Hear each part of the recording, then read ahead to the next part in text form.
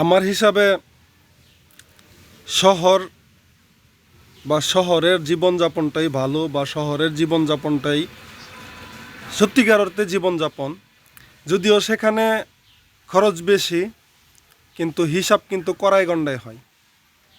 যদি আপনি দোকানদারের কাছ থেকে 1 টাকাও পাওনা থাকেন, সেই 1 টাকাও আপনাকে ফেরত দিবে, এবং 1 টাকার কয়েন বা 1 টাকার নোট, বা 1 টাকার নোট তো দেশে বর্তমানে নাই, কয়েনটাই বেশি আছে। 1 টাকার কয়েন প্লাস হচ্ছে আপনার 2 টাকা পর্যন্ত চলে, কিন্তু আমাদের গ্রামে 1 টাকা তো চলেই না, 2 টাকা মোটামুটি নিতে চাই বা নিতে চায় না।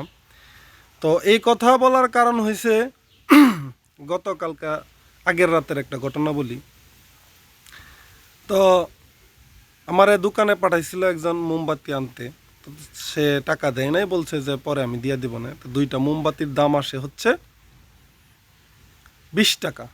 আমি 50 টাকার নোট দিলাম, পরে বলতেছে যে 25 টাকা খুচরা আছে, 5 টাকা পরে নিও। আচ্ছা, সমস্যা নেই, যেহেতু এলাকার দোকান, 5 টাকা পরে নিলে তো আমার কোনো সমস্যা নেই। তো এটা গেল। পরে আবার আমার কাছে 20টা টাকাই ছিল, ওই 25 টাকা থেকে 20 টাকা।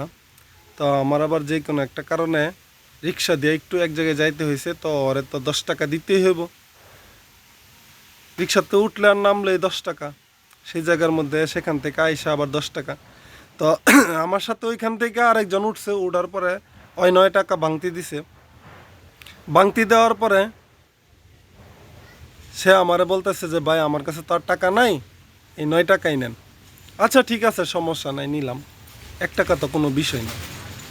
তারপর হচ্ছে গিয়ে একজন আমার কল দিল যে বাড়িতে আসার সময় একটা মোম নিয়ে আইস, আমারে দিয়া যাইস, আমি টাকা দিয়ে দিব না। আচ্ছা ঠিক আছে। তো ওই পূর্বের ওই দিনের দোকানদারের কাছে আমি গেলাম, যাওয়ার পরে একটা মোমবাতি নিলাম। নেওয়ার পরে আমি যখন 9 টাকা দিলাম, সে আমার হাত থেকে মোমটা আবার ফেরত নিয়ে নিল। কারণ এখানে 1 টাকা কম আছে। সে বলতেছে আমার 8 টাকা কি নাই, আমি কিভাবে 9 টাকা বিক্রি করব, আমার তো 2 টাকা লাভ হইতে হইব। তা আমি আর কোনো কিছু বলি নাই। ওই যে পূর্বে আমি 5 টাকা পাওনা ছিলাম, ওইটার কথাও বলি নাই।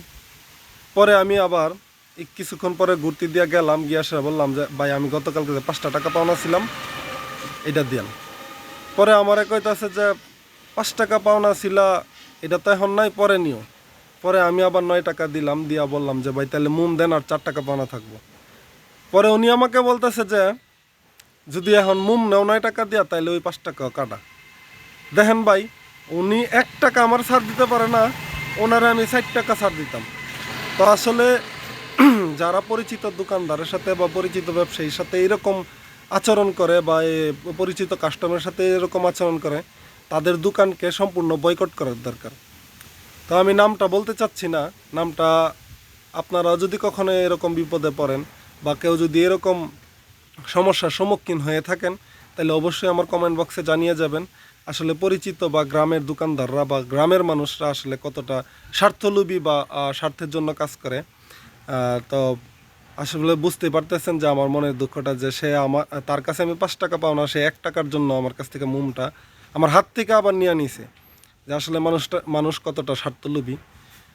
সবাই ভালো থাকবেন। আসসালামু আলাইকুম।